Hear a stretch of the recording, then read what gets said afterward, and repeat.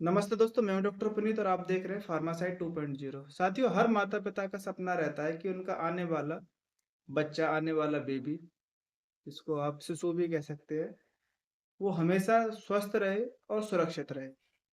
लेकिन क्या आपको पता है कि बच्चे को निमोनिया, हेपेटाइटिस बी, काली खांसी, पोलियो, टेटनस, इन सभी तरह की गंभीर समस्याओं से बचने के लिए, जानलेवा समस्याओं से बचाने के लिए सही समय पर सही टीकाकरण की आवश्यकता रहती है। बहुत से पेरेंट्स तो कंफ्यूज रहते हैं कि कौन सा टीका कब लगवाएं, कौन सा नहीं लगवाएं।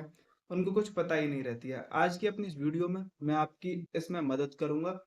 मैं आपको जन्म से लेकर 5 साल तक बच्चे को कौन कौन से टीके लगाए जाते हैं वो बड़ी ही आसान भाषा में समझाऊंगा। तो चलिए साथियों, शुरू करते हैं।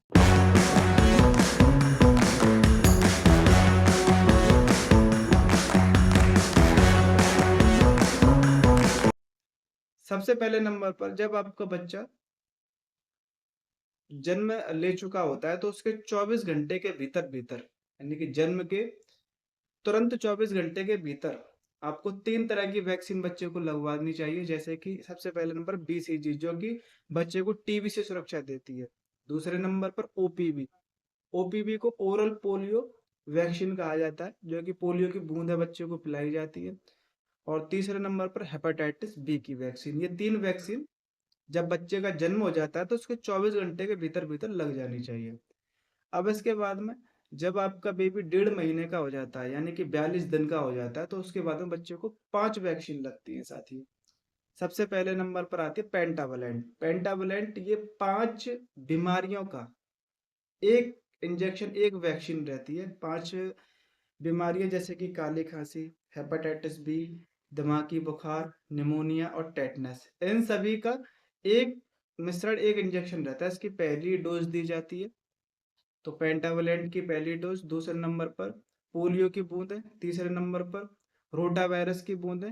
ये जो है इंजेक्शन वैक्सीन आती है, ओरल बूंदें पिलाई जाती हैं इसकी, बच्चे के मुंह में टपकाई जाती है, रोटा वायरस की। उसके बाद में चौथे नंबर पर FIPV, जो कि पोलियो का इंजेक्शन की फर्स्ट डोज इसमें दी जाती है। और 5वें नंबर पर PCV, जो कि निमोनिया का इंजेक्शन इसमें लगाया जाता है। ये 5 इंजेक्शनों की डोज, 5 वैक्सीन की डोज जब आपका बेबी 1.5 महीने का हो जाता है तब दी जाती है।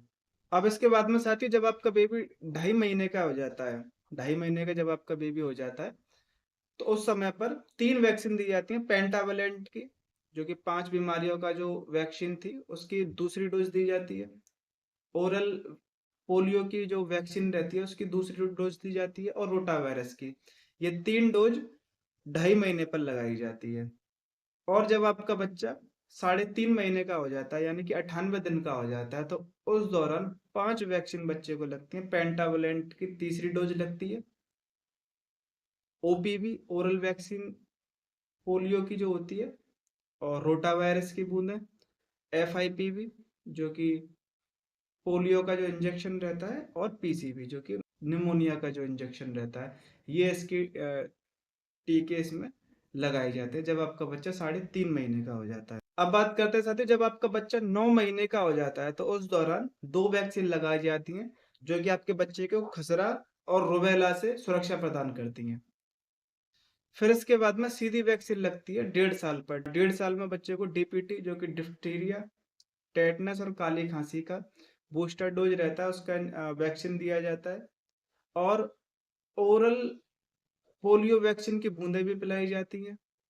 और खसरा और रुबेला की दूसरी डोज इसमें दी जाती है। इसके बाद में सीधा जब आपका बच्चा 5 साल का हो जाता है तो उसको स्कूल जाने से पहले DPT की बूस्टर डोज और लगवा देनी चाहिए, जिससे आपका बेबी इन गंभीर बीमारियों से जब तक बड़ा नहीं हो जाता तब तक प्रोटेक्ट रहता है।